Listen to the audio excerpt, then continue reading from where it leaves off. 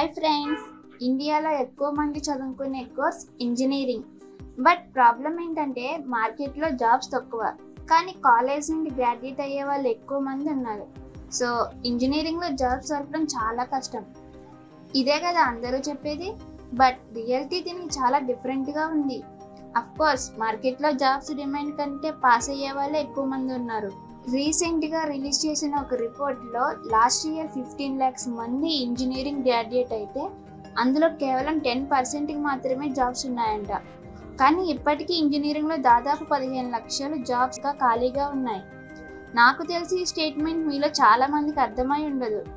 ఎందుకంటే మార్కెట్లో జాబ్స్ ఖాళీ ఉన్నప్పుడు అండ్ చాలామంది పాస్ అయిన వాళ్ళు ఉన్నారు కదా, వారికి ఇచ్చేవచ్చు కదా అనొచ్చు. కానీ ఇక్కడ ప్రాబ్లం ఏంటంటే క్వాలిఫికేషన్ ఒక్కటే జాబ్కి సరిపోదు. ఇంజనీరింగ్ పాస్ అయితే సర్టిఫికేట్ చూసి వెంటనే జాబ్ ఇవ్వరు. దానికి రీజన్ మన ఎడ్యుకేషన్ సిస్టమే. 2019లో రిలీజ్ చేసిన ఒక రిపోర్ట్ ప్రకారం మన ఇండియాలో 20% గ్రాడ్యుయేట్స్కి మాత్రమే జాబ్ మార్కెట్ కావాల్సిన స్కిల్స్ ఉన్నాయంట. అండ్ 2022లో ఇంకో రిపోర్ట్ వచ్చింది, అది 10 to 50%కి పడిపోయింది. మార్కెట్లో ప్రాబ్లం ఉద్యోగాలు లేకపోవడం కాదు, సరైన స్కిల్స్ లేకపోవడం. అంటే ఇప్పుడు సాఫ్ట్వేర్ ఇండస్ట్రీ చాలా ర్యాపిడ్గా గ్రో అవుతుంది అండ్ ఏఐ వల్ల జాబ్ కావాల్సిన వాళ్ళ స్కిల్స్ రిక్వైర్మెంట్ కూడా చేంజ్ అవుతుంది. అంటే ఒక 4 years బ్యాక్ ఉన్న రిక్వైర్మెంట్ ఇప్పుడు ఉండడం లేదు, అంతకంటే ఎక్కువ అవసరం అవుతుంది. అండ్ దానికి మన అకాడమీ అవుట్పుట్ అసలు లింకే లేకుండా పోతుంది.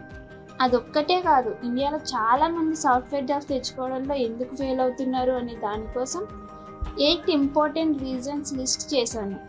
అండ్ వాటికి సొల్యూషన్స్ కూడా ఈ వీడియోలోనే చెప్తా. మిస్ కాకుండా ఈ వీడియో చివరి వరకు చూడండి. దానికన్నా ముందు మన ఛానల్ని సబ్స్క్రైబ్ చేసుకుని ఈ వీడియోని లైక్ చేసి మీ ఫ్రెండ్స్ అండ్ ఫ్యామిలీకి షేర్ చేయండి. ఇంకా లేట్ ఎందుకు వీడియోలోకి వెళ్ళిపోదాం. మన ఇండియాలో ఉన్న మెయిన్ ప్రాబ్లం ఇదేనండి. మన కాలేజీలో నేర్పించే టెక్నికల్ స్కిల్స్ మనకి జాబ్లో దేనికి ఉపయోగపడవు. అండ్ జాబ్స్లో కావాల్సిన స్కిల్స్ అన్నీ కాలేజీలో నేర్పించరు. నేను స్టార్టింగ్ చెప్పా కదా, 15 lakhs మంది గ్రాడ్యుయేట్ అయితే అందులో 10%కు మాత్రమే జాబ్స్ ఉన్నాయని. కానీ నిజానికి జాబ్స్ ఎక్కువే ఉన్నాయి.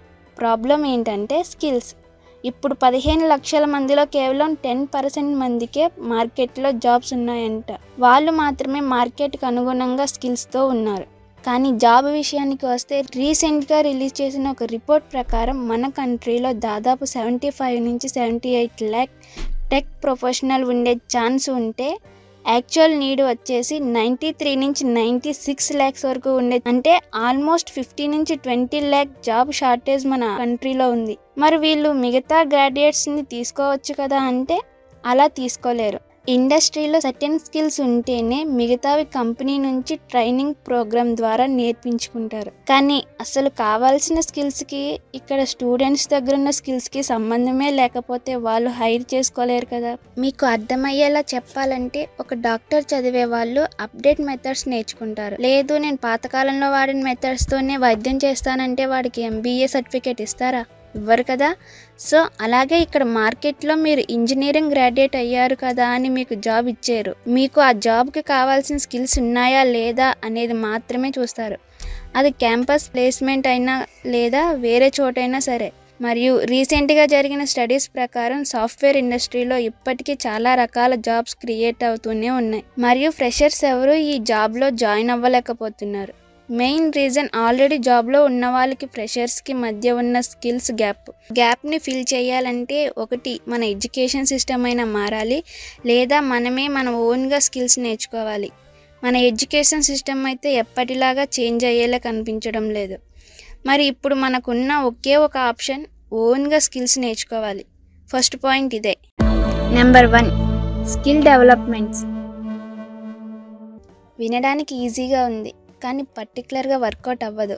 ఎందుకంటే మనకు ఖచ్చితంగా ఇండస్ట్రియల్ స్టాండ్స్కి తగ్గట్టు గైడెన్స్ కావాలి.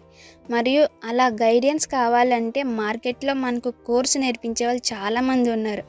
కానీ ఇండస్ట్రీకి తగ్గట్టు గైడెన్స్ ఇచ్చేవాళ్ళు చాలా తక్కువ మంది. మన హైదరాబాద్లో అమీర్పేట్లో చాలామంది కోర్సు నేర్చుకుని ఏదో ఒక సాఫ్ట్వేర్ కంపెనీలో జాయిన్ అయిన వాళ్ళు చాలామంది ఉన్నారు. కానీ కరెక్ట్గా కాలేజీలో లైబ్రరీ యూస్ చేసుకుంటే ఇలాంటి కోర్సులు ఏం నేర్చుకోవాల్సిన అవసరం లేదు. నేను చెప్తుంది గవర్నమెంట్ లైబ్రరీ గురించి.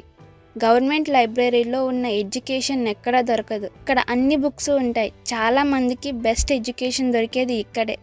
ఆ విషయం ఎవ్వరికీ తెలియదు. కొంతమందికి తెలిసినా పక్కన పెట్టేస్తారు. చాలామంది చెప్తుంటారు కోర్సు నేర్చుకుని జాబ్స్కి వెళ్ళాలి అని.